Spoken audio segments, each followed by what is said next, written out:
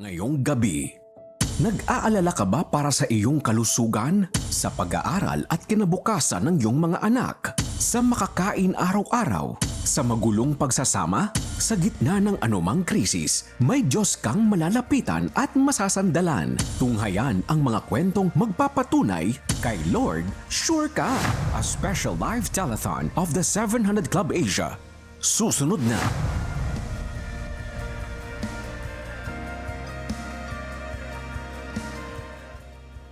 Welcome to Kay Lord Sure Ka! We are broadcasting live sa GMA at napapanood din tayo online sa cbnasia.org/tv, sa Facebook page at YouTube channel ng The 700 Club Asia. I-share nyo na ang videong ito sa inyong pamilya at mga kaibigan. Pwede rin kayo mag-post ng inyong comments, donations, or prayer requests. Don't forget to use the hashtag Kay Lord Sure Ka. Mapapanood din tayo abroad via GMA Pinoy TV. Felici, sa panahon ngayon, we are facing different crises. Nandiyan ang energy crisis na dulot ng kaguluhan sa Middle East, yung pagputok ng bulkan Mayon, at yung political turmoil at marami pang iba. Ay, kaya nga Peter, idagdag mo pa dyan yung personal na krisis na ating kinakaharap araw-araw, tulad ng pagkain sa ating hapagkainan, yung mga iniindang sakit at mga alalahanin para sa kinabukasan ng ating mga anak. Pero sa gitna ng iba't ibang pagsubok, panghawakan natin ang pangako ni Lord na hindi niya tayo iiwan o pababayaan man. Tama, ganyan ang ginawa ni Doris. Let's watch her story.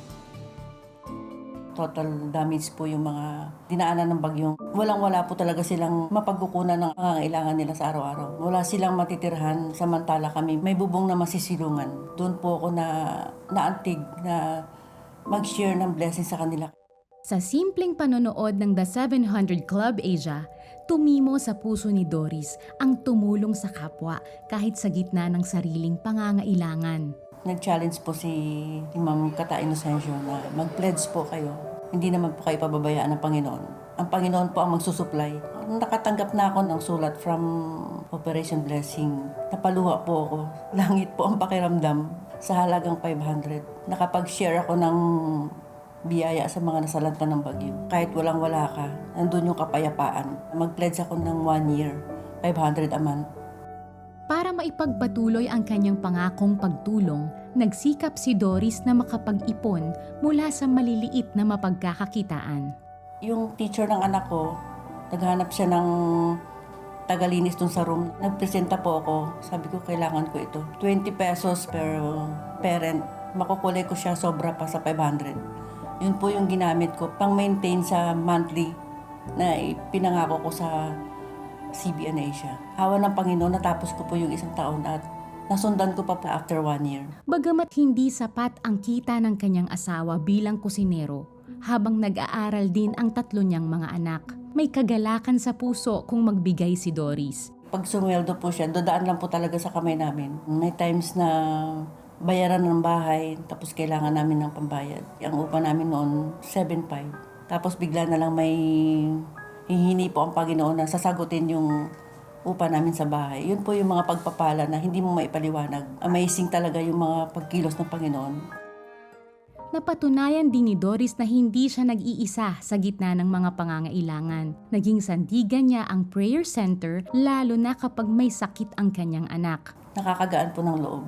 Kasi wala naman po ako ibang nilalapitan para ipagdasal ang aking mga problema, mga pasalin sa buhay. Prayer center lang po, ang prayer warrior ko na rin po. Nang kinailangan ng maoperahan ang iniinda niyang goiter sa loob ng 15 taon, muli siyang humingi ng panalangin sa prayer center. Wala po talaga akong pang-support. Kailangan mo talaga maglabas ng pera. Hindi po ako nag-atubali na humingi ng prayer po sa prayer center ng 700 Club. Nagbigay naman po sila ng encouragement po na magtiwala lang sa Panginoon. At muli, nakita niya ang katapatan ng Diyos nang mabayaran ang mahigit 100,000 pisong halaga ng hospital bill sa tulong ng health card. Sa biyaya po ng Panginoon, nasolve naman po ang kunting cash na lang po ang nilabas namin. At meron din pong taong sumagot nung cash na yun. Favor po talaga na maging kaagapay ang Panginoon sa buhay ng isang tao. Sa paglipas ng mga taon, nakita ni Doris na hindi kailanman nagpapabaya ang Diyos sa pusong handang magbigay. Isa sa mga magaganda niyang biyaya ay nang makakilala rin sa Panginoon ang kanyang asawa at nang makapagtapos ang kanyang mga anak at nagkaroon ng mga trabaho. Talagang napaka-bless po talaga ng mga anak ko. Dahil siguro sa mga itinanim po rin sa gawain ng Panginoon. Hindi naman po ako talagang humihingi ng mga bagay-bagay sa Panginoon. Ang gusto ko lang yung para sa mga anak ko, makalangit na katalinuhan para hindi po sila maligaw ng landas. Kagalingan, ito nga po, wala na po. Talagang sure na ako na naririyan ang Panginoon sa tabi natin kapag nagtitiwala. Nagtiwala lang tayo sa Kanya. You know, Felicia, I don't know if Doris realized that the moment she decided to give, she unlocked the principle or the law of sowing and reaping. And the reaping is far, far greater than her sowing. Umabot na, nag-graduate na yung mga anak niya, may jobs na sila, and the Lord is still blessing them. Amen. Kay Lord, sure ka talaga. Tama. Diba? Nalala ko ang kwento ni Doris sa kwento ng mga taga-Macedonian Church na mababasa sa 2 Corinthians 8:2 and 3. Dumanas sila ng matinding kahirapan at ito'y isang mahigpit na pagsubok sa kanila. Ngunit sa kabila ng kanilang paghihikahos, masayang-masaya pa rin sila at bukas ang palad sa pagbibigay. Sila'y kusang loob na nagbigay, hindi lamang sa abot ng kanilang kaya, kundi higit pa. Kaya kahit anuman ang sitwasyon natin, pag hinipo tayo ng Panginoon, pwede pa rin tayong magbigay at tumulong. Si Lord na rin ang bahala sa ating pangangailangan tulad ng napatunayan ni Doris. Tama. Kaya maraming salamat, Doris, and to all our faithful partners like you. Because of your generosity, we are able to help our calamity-stricken kababayans. Sa loob ng 3 dekada, tuloy-tuloy tayong namimigay ng mga relief goods, blankets, malinis na tubig at iba pang essential needs, lalo na sa oras ng kalamidad. At bukod sa mga agarang tulong, namimigay din tayo ng pangkabuhayan, lalo na sa mga nawalan ng hanap buhay o trabaho dahil sa iba't ibang sakuna. Hangad natin na mabilis na makabangon ang ating mga kababayan, lalo na yung nawawala na rin ng pag-asa. Ang lahat ng ito ay nagagawa natin dahil sa inyong panalangin at tapat na suporta sa CBN Asia. Imagine kung ang bawat follower ng The 700 Club Asia sa Facebook ay mag-donate ng 100 pesos. Aba, malaking tulong yan dahil meron tayong 3.1 million followers. Kapag sama-sama tayo, we can help more people in need. Kaya magbayanihan tayo sa pagtulong starting tonight and for the next 2 weeks, be a CBN Asia partner now. Our prayer center representatives are here to receive your messages and all your donations. Donate now! Visit cbnasia.com/give or through GCash. Mabilis lang mag-donate sa CBN Asia gamit ang GCash. Buksan lang ang inyong GCash app, itap ang bills, hanapin ang CBN Asia at ilagay ang inyong details. It's easy to share hope and extend help to more people in need. And as a token of our appreciation for your giving, we will give you these gifts. Whatever it is you're facing, when you are anchored in God, even in chaos, there is calm inside of you. Receive encouragement. Donate any amount sa CBN Asia at magkakaroon ka ng exclusive streaming access sa Kay Lord Sure Ka audio teaching ni Peter Kairos. In times of crisis, we can stand fearless together. Kapag nag-donate ka ng 5,000 pesos sa CBN Asia, matatanggap mo ang limited edition Fearless t-shirt plus exclusive streaming access sa Kay Lord Sure Ka audio teaching ni Peter Kairos. Be a CBN Asia partner today. Blessing more people through CBN Asia is fast and easy using your GCash app. Just tap the QR button to scan CBN Asia's GCash QR code. Enter the amount amount you want to give. Tap Next, then Pay. Send a screenshot of your receipt to CBN Asia via Facebook Messenger or email partnership@cbnasia.org so we can acknowledge your donation. To make future donations faster, save CBN Asia as a favorite biller in your GCash app. Tap the bills icon, choose Add Biller, select CBN Asia, and enter your details. Then tap Save. Be God's hand of blessing. Give today. Wear your faith with courage in this limited edition Fearless t-shirt. Ayan, oh look. Oh. Ganda. Yan, oh, di ba?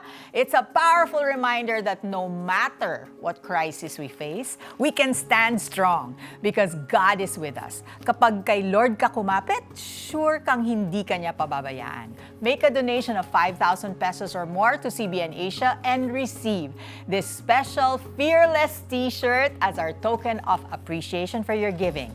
Together, we can continue bringing hope, help, and the love of God to more people in need. Ayan, kaya donate now and be a blessing. Malayo talaga ang mararating ang ating sama-samang tulong. Sa katunayan, umabot ito sa Tarlac.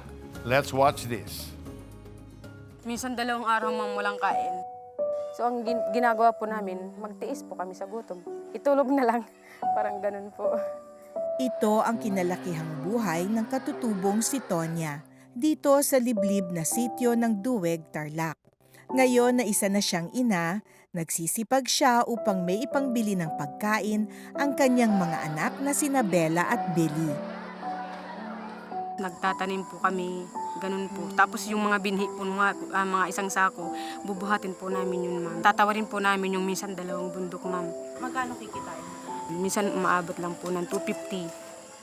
Dahil sa taas ng bilihin, walang katiyakan na magkakasya ang 250 pesos na kita para sa kanilang pangkain. Minsan pumapasok silang walang almusal, ma'am. Naawa po ako sa anak ko, ma'am. Kaya nagugutom ako. Masakit ulo. Nagtungo ang Operation Blessing sa sitio Duweg upang maglungsad ng Bless a Child program. Dito napabilang sina Bella at Billy sa mga batang nakatanggap ng masusustansyang pananghalian, medical check-up, at school supplies. Makalipas lamang ang 6 na buwan, heto na ngayon ang mga anak ni Tonya. Si Bella po, noon yung timbang niya po, ma'am, is 11 lang po. Ngayon po, umabot na po ng 23 kilos po yung timbang niya. At napaka-bless po, talagang nag-improve po talaga yung timbang po ng mga bata. At marito ko na pagkain na tilo, masarap. Kaninoon, maraming pasalamat po sa pagkain na ito. Jesus' name, Amen. Isa na ring volunteer si Tonya ng Operation Blessing na tumutulong sa pagluluto para sa mga bata at sa community health program kung saan siya ay sumailalim sa first aid training.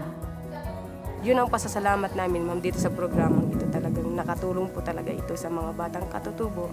At syempre na din po sa mga magulang na din. At lumawak po yung kaalaman ko. Thank you po, the appreciation blessing.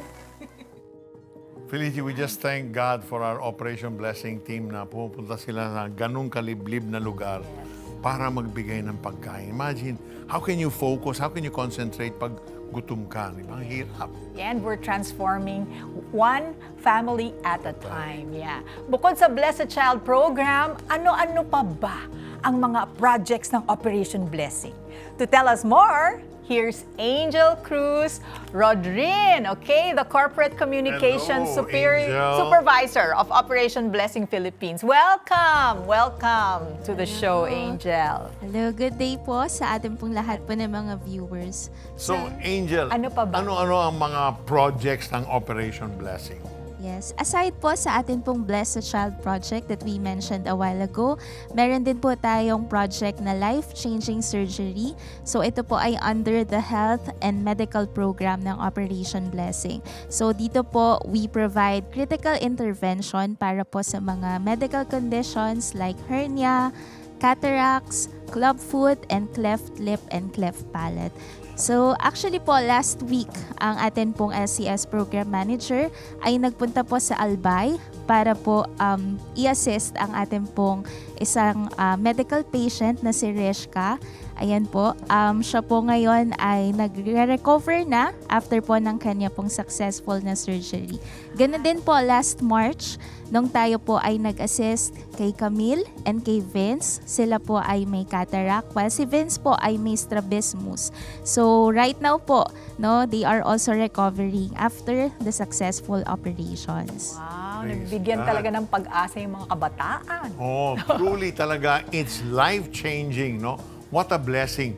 This week, saan naman pupunta ang Operation Blessing? Yes, sir. This week po, ang Operation Blessing po will be in Nueva Ecija para po i-conduct ang ating pong mobile medical clinic doon para po sa ating mga kababayan na indigenous people. And also po, in response with the ongoing oil crisis po, we are also deploying a team sa atin pong community sa Zambales para po sa 500 fishermen na atin pong tutulungan doon dahil sila po ay apektado sa kanila pong mga kabuhayan. Oo, dahil siyempre mahal ang gasolina, no? Paano sila mag-fish? Kaya nga, they can be sent by you when you donate. Yes, so sa mga kababayan nating watching our show, di lamang dito sa Pilipinas, maging sa abroad. Okay, paano ba sila makakatulong?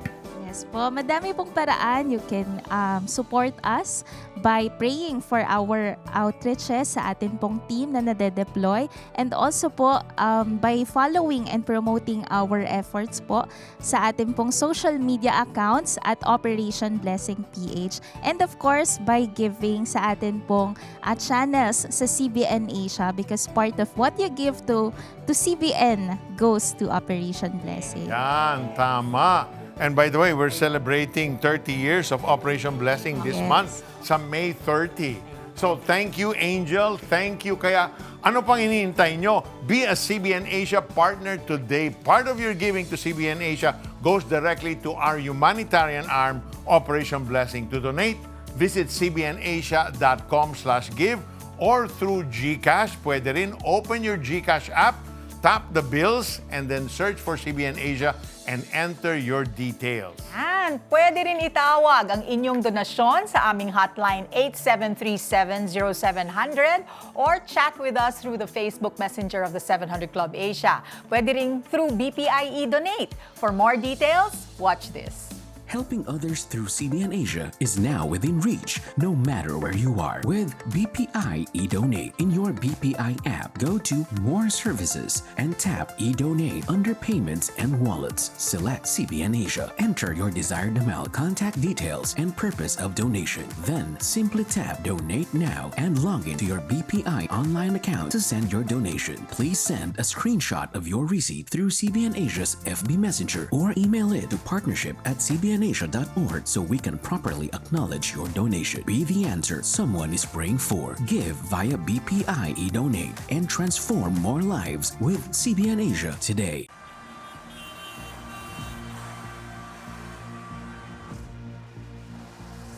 In times of crisis, we can stand fearless together. Our actions today shapes tomorrow, changing lives and building a better future. Partner with us. Kapag nag-donate ka ng 5,000 pesos sa CBN Asia, matatanggap mo ang limited edition Fearless t-shirt. Plus, exclusive streaming access sa Kay Lord, Sure Ka audio teaching ni Peter Kairos. Wear that bold statement and bring hope. Scan the QR code to donate and be a CBN Asia partner today. Sa ngayon, babasahin naman natin ang online comments ng ilan nating kababayan. Ayan.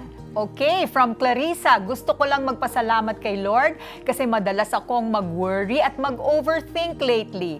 Pero He always reminds me to surrender it to Him and let Him take care of it. Amen. Ganun dapat. Amen. O, ito naman, galing kay meron pa ba? Wala na. That's it. Okay, now we're gonna read the pledges. Thank you so much. Okay, from Nelissa of Japan. Hello, konnichiwa. 3,780. Emmeline from Laguna, 1,000. Sally from Manila, 2,000 monthly.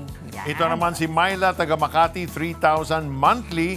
Si Abby from Rizal, 600 monthly. And Jim Tagapasig, 1,000 monthly. Maraming salamat po. Keep calling, keep giving. We're here to take all your pledges and donations. Ayan. Okay, now we have an update, Peter. Oo. So far, your giving has reached 26,600. Naku, malapit pang oras. Yes, Keep calling, yes. keep giving. Ayan, taos-puso rin kaming nagpapasalamat sa inyong Facebook stars, YouTube Super Chat at Super Stickers. Makakatulong ito upang makagawa pa tayo ng mas maraming inspiring content online. Sa loob ng mahigit 30 years, bahagi ng inyong pagbibigay sa CBN Asia ay napupunta sa pagproproduce ng ating flagship program na The 700 Club Asia. So sa pamamagitan ng programang ito at sa biyaya ni Lord, marami ang nakatanggap ng himala, pagpapala at answered prayers. Tulad ni Eliza. Let's watch her story.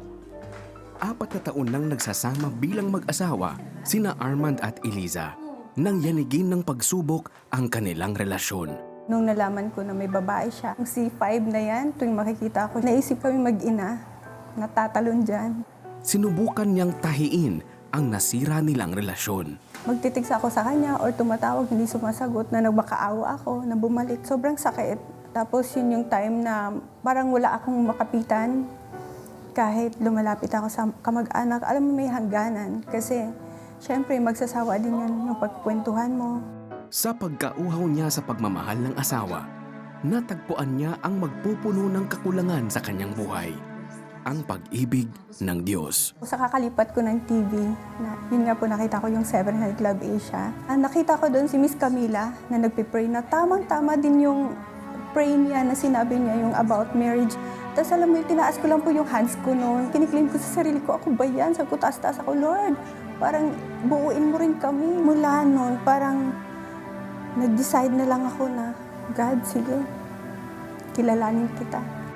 Dumulog din siya sa prayer center ng The 700 Club Asia. May number doon, tumawag ako na hindi ko na matiis yung sakit.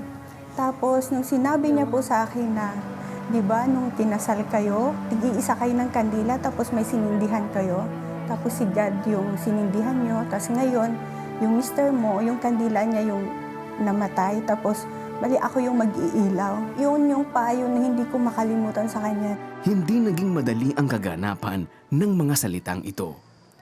Habang naghihintay siya na maging maayos ang relasyon nila ng kanyang asawa, tumutok si Eliza sa paglalim ng relasyon niya sa Panginoon. Yun yung nasabi ko sa sarili ko na, God, tayo mo, kilalanin mo na kita. Lahat ng pwede kong ayusin, inayos ko nung ako mo. Lingid sa kaalaman ni Eliza, kumikilos na ang Diyos sa puso ni Armand. Sinearch ko yung name nung anak ko para matignan ko yung picture. Tapos nabasa ko doon na yung sa pangalan niya ang nakalagay, please come home, Dada. Nung nabasa ko yun, naiyak ako, nalulungkot ako, na gusto ko nang bumalik, pero hindi ko pa magawa. Malaki naging sa akin nun, kasi bata pa siya. Manggaling sa kanya yung ganung bagay, parang malakas yung dating sa akin. Sa wakas, nasagot ang panalangin ni Eliza at nabuong muli ang kanilang pamilya. Tuluyan na akong umalis doon sa naging partner ko at bumalik sa kanila. Siyempre, nagkaroon kami ng pag-uusap, nagkapatawaran. Sobrang saya kasi kumpleto na ulit yung buhay ko. Tapos, hindi lang ako sa family bumalik, pati kay Lord. Matagal ko na siyang napatawad. Kahit yung babae, maganda yung nangyari sa family namin. Kasi dati na mabunganga ako, ngayon submit na talaga sa kanya. Isa lamang si Armand at Eliza sa napakaraming kwento ng wasak na pamilya. Ngunit napagtagumpayan nila ang hamong ito nang magdesisyon silang gawing sentro ng kanilang relasyon ang Panginoong Jesus. Dati kasi ang gulo, nung wala akong God, sobra kaunting problema lang. Akala mo, parang binagsakan ka na ng buong mundo. Ngayong may God na, parang okay lang na dahil andyan siya. Truly, Felici, the Lord is the great restorer. Amen, amen. Sa ngayon, aktibong naglilingkod ang mag-asawang notaryo sa Children's Education at Ushering Ministry ng kanilang local church. Samantala, ang kanilang anak naman ay masigasig na nagtuturo sa kids' church. Grabe talaga si Lord. Hindi lamang sina Elisa at Arman ang nakaranas ng hiwalayan. Sa totoo lang, tayong lahat ay naging hiwalay sa Diyos dahil sa ating kasalanan. But because of His great love and mercy, He continues to invite us to come back to Him. He's telling you right this very moment, Anak, please come home. Jesus desires a personal relationship with you. He wants to forgive you, cleanse you, restore you, and give you a fresh, brand new life.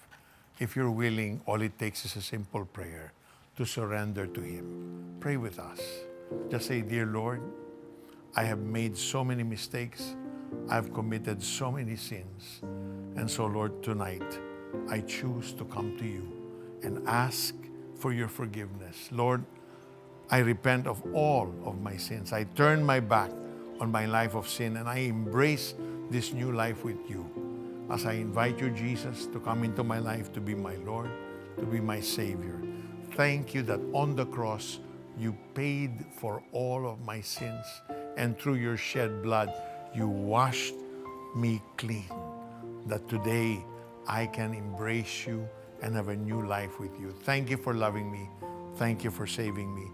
This is my prayer in Jesus' name.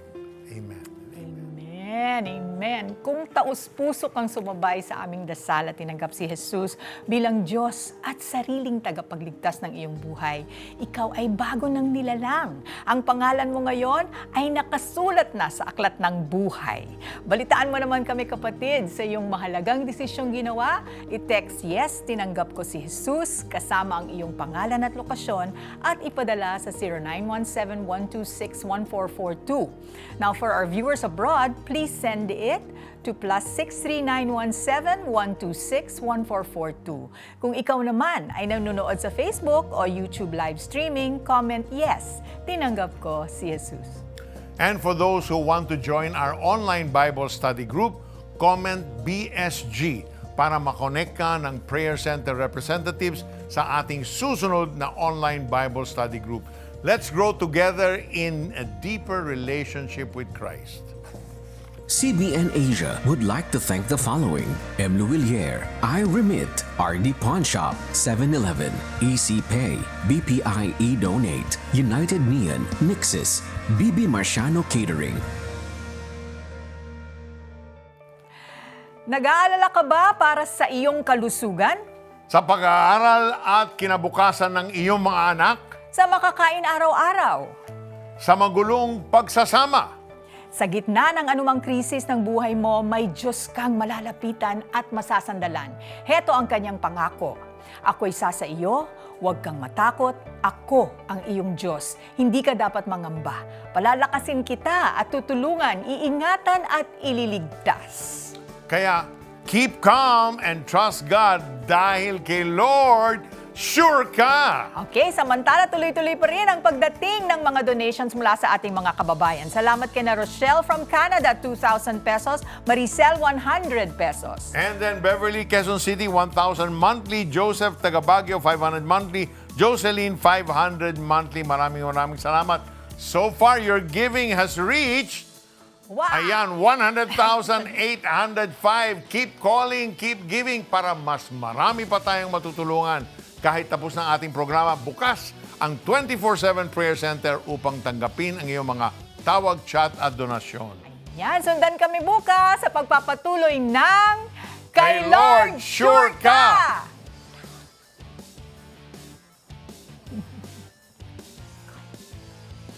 Ngayong Martes, Nung 5 years old po ako, nakaranas po ako ng pagmumolestya. Ganito ba yung love? Kuryente, napuputulan na ako. Tubig, napuputulan na ako. Minsan, ang kapal na ng mukha ko nang hiram ako ng pera kahit wala naman akong pambayad. Para lang may pambili ko ng pagkain. tunghayan ang mga kwentong yan sa special telecast ng The 700 Club Asia. Kay Lord, Sure Ka! Martes, alas 12 ng gabi sa GMA.